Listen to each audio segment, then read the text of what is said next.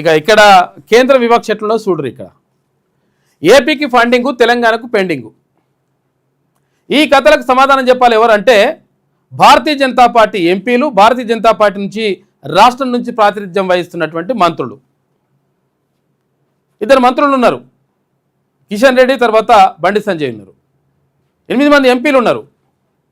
అంటే మన దగ్గర ఉన్నదే 17 మంది ఎంపీలు అయితే ఒక ఎంపీ అక్కడ ఓవైసీ తీసేస్తే, ఇక్కడ ఎంఐఎం తీసేస్తే 8 మంది కాంగ్రెస్కి, 8 మంది బీజేపీకి ఇచ్చినాం.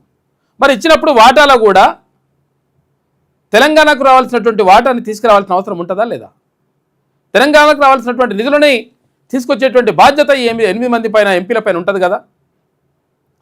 అప్పుడు ఏపీ ఏమో ఒక ముగ్గురిని కూడా ఎంపీలను ఇవ్వలేదు, వాళ్ళకేమో ఇష్టం వచ్చినట్టుగా వరద పోతుంది.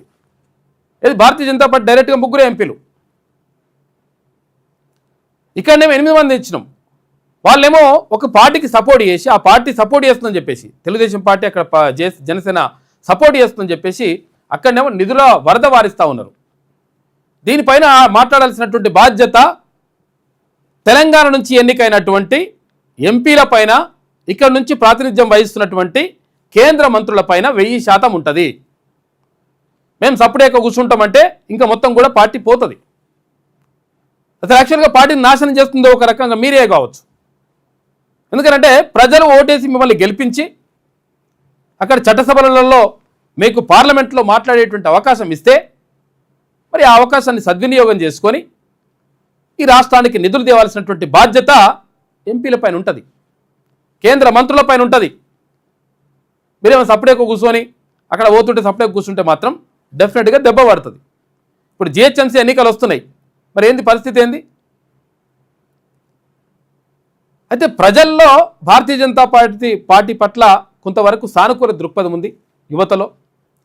ఆ ఉన్నదాన్ని మీరు ఒడిసి పట్టుకోవాలి, తర్వాత మీ దిక్కు తిప్పుకోవాలి. ఒకవేళ అనుకుంటే, కొంతవరకు అనుకుంటే ఏం చేయాలి?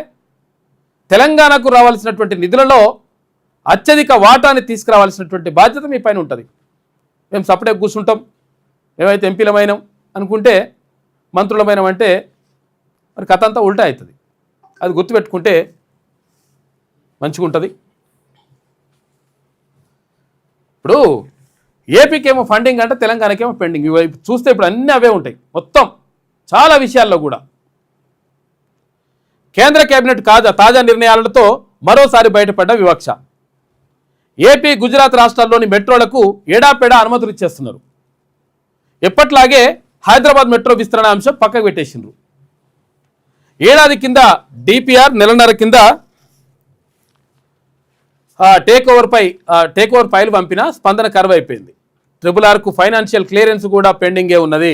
ఇరిగేషన్ ప్రాజెక్టుల విషయంలోనూ సహాయ నిరాకరణ చేస్తుంది కేంద్ర ప్రభుత్వం. ఇప్పటికే పాలమూరు ప్రాజెక్టుకు డిపిఆర్ వెనక్కి పంపింది.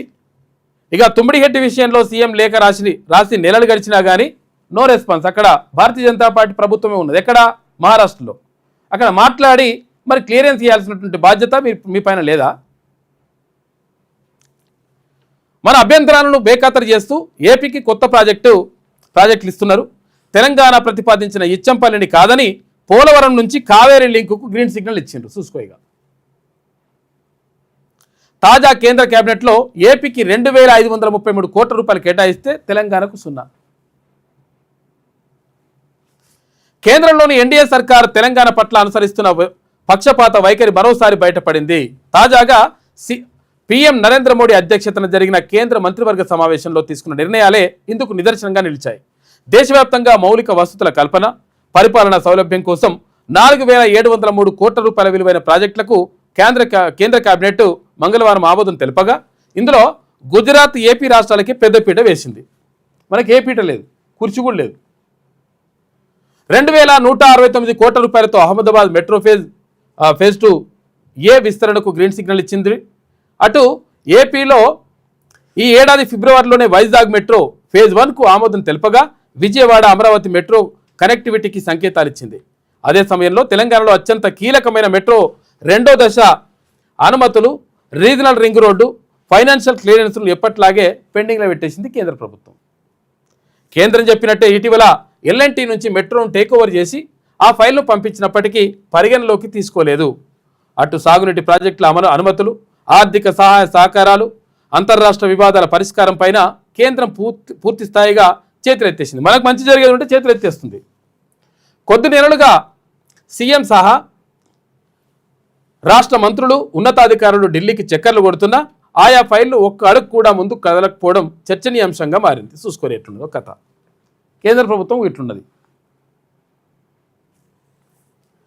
తెలంగాణ పైన వివక్ష ఒక రకంగా. తెలంగాణ RRRకు బ్రేకులు, అమరావతికి ORR స్పీడప్. చూసుకోరిగా తెలంగాణలో అత్యంత ప్రతిష్టాత్మకంగా భావిస్తున్న రీజనల్ రింగ్ రోడ్డు RRR ఉత్తర భాగానికి ఫైనాన్షియల్ క్లియరెన్స్ ఇవ్వకుండా కేంద్రం కొర్రీలు పెడుతున్నది. సౌత్ పార్టుకు అప్రూవల్ ఇచ్చిన 2 ఏళ్లుగా కేంద్ర కేబినెట్ ఆమోదం లభించడం లేదు. అదే రాజధాని అమరావతితో పాటు విజయవాడ నగరాలు భవిష్యత్ రవాణా అవసరాలను తీర్చేందుకు ప్రతిపాదించిన 189 కిలోమీటర్ల భారీ ఔటర్ రింగ్ రోడ్డు ప్రాజెక్టుకు కేంద్రం గ్రీన్ సిగ్నల్ ఇచ్చింది. ఇటు నేషనల్ హైవేస్ ఆధ్వర్యంలో చేపట్టిన ఈ ఎక్స్ప్రెస్ ప్రాజెక్టుకు సంబంధించి కేంద్ర బడ్జెట్లో నిధులను సైతం కేటాయించింది. ఓ మెగా ORR నిర్మాణంలో భూసేకరణ ప్రక్రియకు అయ్యే మొత్తం ఖర్చులో 50% వాటాను కేంద్ర ప్రభుత్వమే భరించేందుకు అంగీకరించింది. ఎక్కడ ఏపీకి.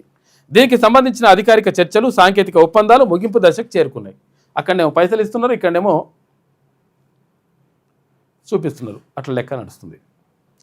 మన మెట్రో పక్కన పెట్టి గుజరాత్ ఏపీలకు గ్రీన్ సిగ్నల్. హైదరాబాద్ మెట్రో 2వ దశ విస్తరణ అనుమతులపై కేంద్రం తీవ్ర నిర్లక్ష్యం ప్రదర్శిస్తుంది. దీనిపైన కేంద్ర మంత్రులు మాట్లాడాలి. పోయి మరి మాకెట్ల పైసలు రావు, వాళ్ళకెట్లా పోతాయి, మేము 8 మంది ఎంపీలు ఉన్నారు కదా నాయన అని చెప్పేసి అడగాల్సిన అవసరం ఉందా లేదా? ఏడాది కింద సమర్పించిన DPRలు,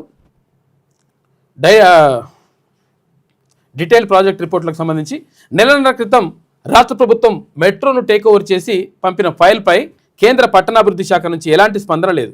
వాస్తవానికి తెలంగాణలో మెట్రో విస్తరణకు కేంద్ర ప్రభుత్వం చేసిన సూచనలకు తగ్గట్టుగా రాష్ట్ర ప్రభుత్వం మెట్రో ఫేజ్ 1ను టేక్ ఓవర్ చేసింది. విస్తరణలో భాగంగా 24,269 కోట్ల రూపాయల అంచనా వ్యయంతో మెట్రో ఫేజ్ 2 విస్తరణకు సమగ్ర ప్రణాళిక సిద్ధం చేసింది కానీ ఇక్కడనేమో పని నడతలేదు లెక్క.